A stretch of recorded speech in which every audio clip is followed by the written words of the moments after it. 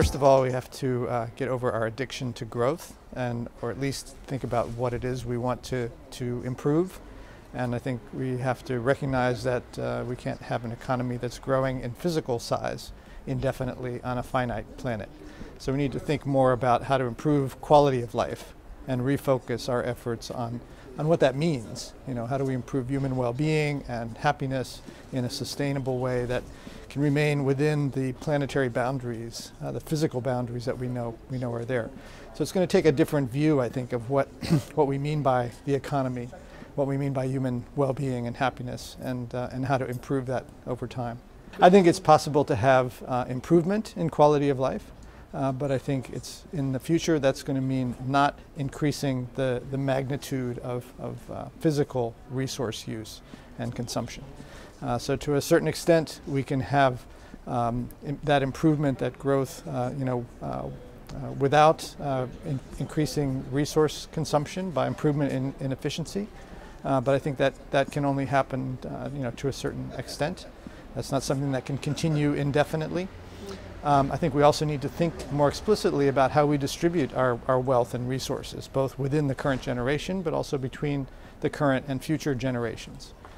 So I think that those issues are going to become much more important. Staying within planetary boundaries, distributing wealth and resources more equitably, and then also improving prosperity. But that doesn't necessarily increase the magnitude of resource consumption.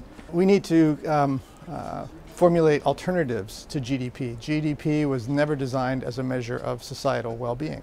It only tracks the activity level, and some of that activity is not necessarily things that we want to increase.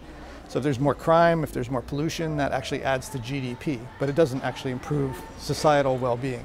So there are several alternatives that are under consideration. One, for example, not the perfect one, but it's called the Genuine Progress Indicator, and it accounts for the distribution of wealth, recognizing that a dollar's worth of income to a rich person doesn't produce as much additional welfare as a dollar's worth of income to a poor person. So if you're talking about welfare versus income, you've got to worry about distribution. It also accounts for things that are left out of GDP, like the value of volunteer work and household labor, and it accounts for all of the negative things, the cost of crime, the cost of loss of leisure time, and all the environmental costs that are left out of GDP. When you do that accounting, GPI in the United States, for example, has not been increasing since about 1978 or so. So we've been in a welfare, a quality of life recession ever since the late 70s. So we need to change our focus away from just looking at things like GDP and towards things that are more comprehensive in their assessment of well-being, and start moving in that direction. The state of Maryland in the United States has recently adopted the GPI as one of their core statistics, and are trying to implement policies that improve GPI and not just GDP.